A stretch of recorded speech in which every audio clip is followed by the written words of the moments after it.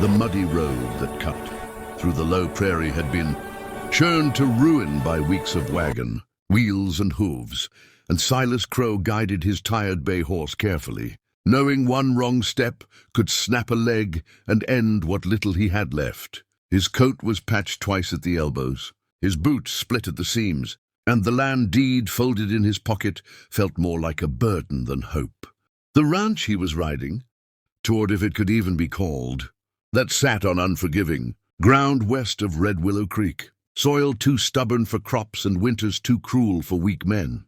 Silas had buried his father there, buried his younger brother there too, and nearly buried himself. The winter before, when cattle fever swept through and left him with half a herd and twice the debt. When the auction notice reached him, one young woman, deemed unsuitable for domestic service, unclaimed, to be sold with no guarantee.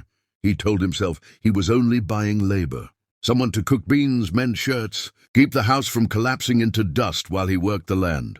He did not believe in fate. Men like him survived by grit, not destiny. The holding yard smelled of wet straw and resignation. Traders leaned against rails, spitting tobacco, their eyes dull with routine cruelty.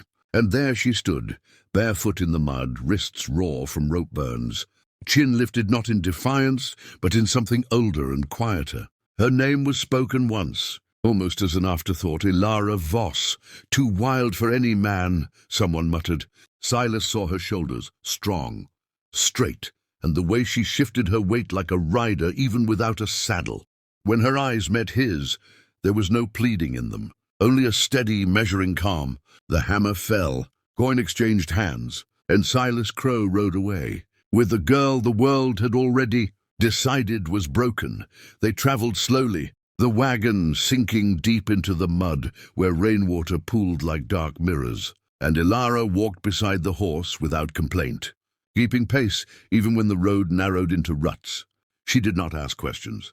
She did not speak unless spoken to, but Silas noticed everything.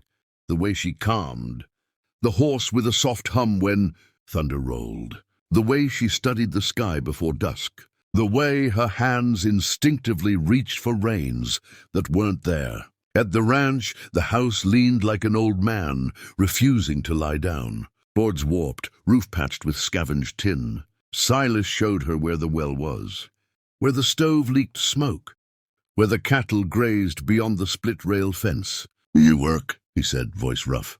"You eat." "That's the agreement." She nodded once. Days passed.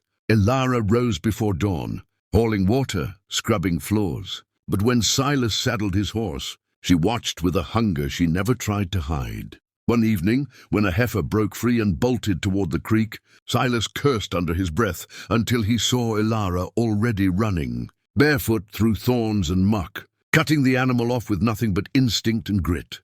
She moved like she belonged to the land, like the prairie had taught her its secrets. When she returned, breathless but unbowed, Silas saw something shift inside himself, something dangerous. Respect. The truth came in fragments.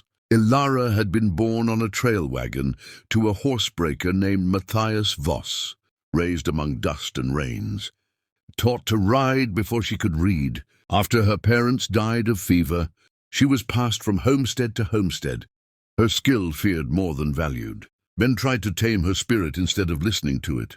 When she refused, they labeled her wild, unfit. Silas listened by lantern light as she spoke, her voice steady, eyes reflecting flame.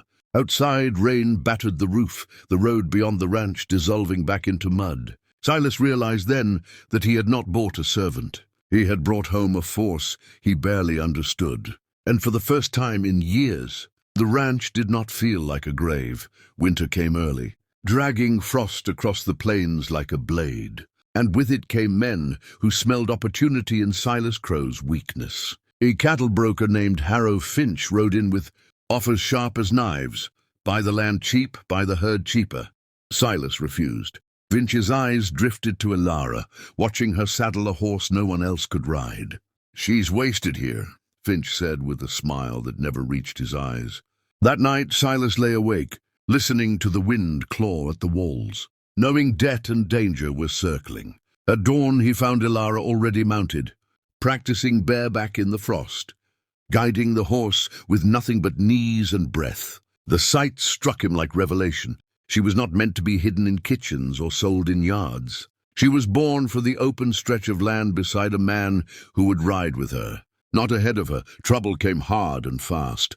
Finch returned with hired hands, claiming Silas owed money long settled by law. Voices rose. Guns were shown. Mud sucked at boots as tension thickened the air. When a shot cracked, it was Ilara who moved first, riding hard, cutting between men, scattering horses, turning chaos into advantage. Silas followed, heart pounding, trusting her lead without thinking. Together they drove Finch's men back, not with bloodshed but with skill and nerve. When it was over, Finch spat curses and rode away, pride bruised beyond repair. Silence fell, broken only by the creak of leather and the wind across the prairie. Silas looked at Ilara, not as property, not as burden, but as his equal. Spring returned slowly, green pushing through stubborn earth.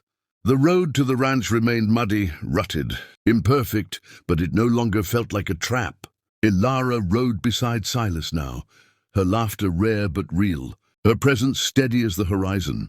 He never claimed ownership of her spirit, and she never asked permission to be herself. Neighbors began to speak differently of the Crow Ranch, not as a place of loss, but as a place where something fierce and honest had taken root. In the evenings, they sat on the porch, boots caked with mud, watching the sky burn gold and violet. Silas knew then what the world had missed when it called her wild. She was never meant to be tamed. She was born to ride beside him, through hardship, through open land, through a future carved by shared strength rather than chains.